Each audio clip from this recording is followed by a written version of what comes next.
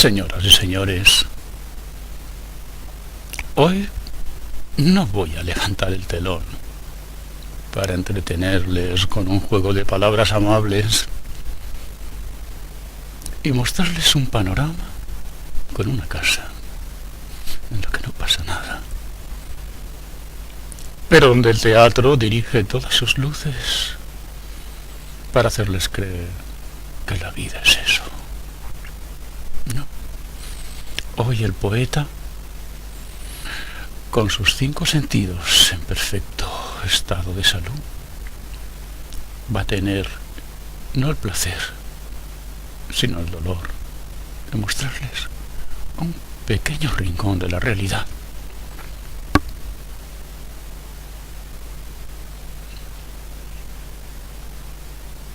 Modestamente les digo que nada de lo que van a ver ustedes es ficticio.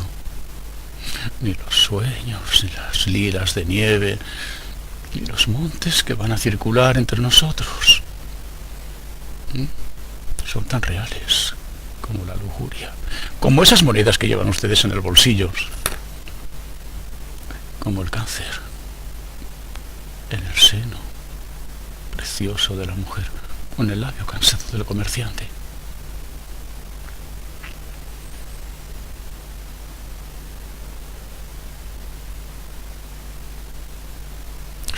Muchos de ustedes alguna vez habrán dado un portazo dejando parados a sus padres cuando les estaban regañando. Sin embargo, ¿cuánto darían? Lo darían todo para tener de nuevo esas voces entre ustedes. Lo mismo pasa aquí. La realidad es difícil de ver, mucho más difícil de enseñar. Es predicar en desierto, pero no importa, porque ustedes, las gentes de las ciudades, viven en la más pobre y triste de las fantasías. Cuando el viento sopla, para no oír lo que dice, tocan muy fuerte las pianolas para no ver los torrentes de lágrimas. Llenan sus ventanas de celosías, de persianas, cortinas, para poder dormir sin oír el chirrido de la conciencia. Inventan las casas de caridad.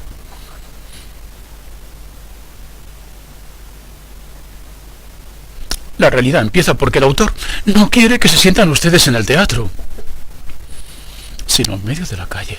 Por eso no habrá poesía, ni ritmos, ni literatura, sino solo un pequeño mensaje directo a sus corazones.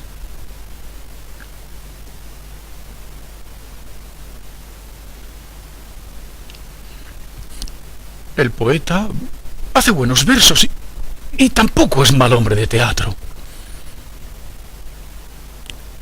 Pero el otro día me dijo que todo arte tiene una mitad de artificio, que por ahora le molestaba. Podría traer aquí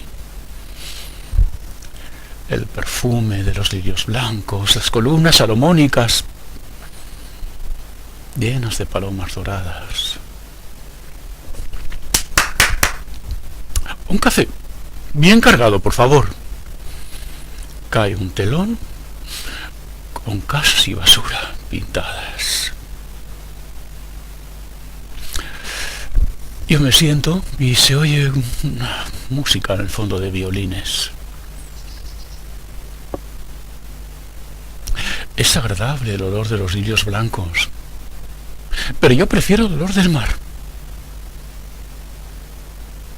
Pero ¿a quién le importa el olor del mar? Si el mar no hace más que llamar a sus costas pidiendo nuevos náufragos. Eso es lo que nos importa. Por favor, díganme ustedes, ¿Cómo puedo traer a esta sala el olor del mar y llenar su techo de estrellas?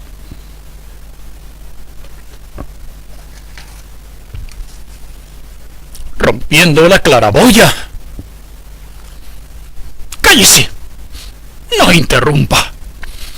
Yo he pagado mi entrada. El pagar la entrada no le da derecho a interrumpir. En el teatro, lo que vale es el juicio del espectador. ¿Pero qué teatro? ¿Usted se cree que está en el teatro? No. Esto no es el teatro. Lo que pasa es que usted tiene miedo, porque sabe que yo lo que pretendo es tirar los muros para que podamos oír los gritos de fuera, los llantos, los asesinatos o los ronquidos de esos vientres podridos de la gente que hay ahí fuera, que no sabe ni que existe el teatro. Pero váyase, váyase. Su casa tiene la mentira esperándole, el té, la radio, su mujer, que mientras hace el amor estará pensando en el jovencito que vive en el piso de enfrente. ¡Oh, sí, lo cojo a usted! Menos mal que estamos en el teatro. Y no le hago ningún caso. Yo estoy más cerca de la realidad que usted. La realidad. ¿Sabe usted cuál es la realidad? Mira, la realidad es que la madera de los ataúdes, de todos los que estamos aquí, ya está cortada. Y hay 4 ataúdes que desde dentro de los vidrios están llamando ya a 4 de los que están aquí escuchando. Y quizá uno puede llenarse esta madrugada a poco de salir de este vivísimo lugar.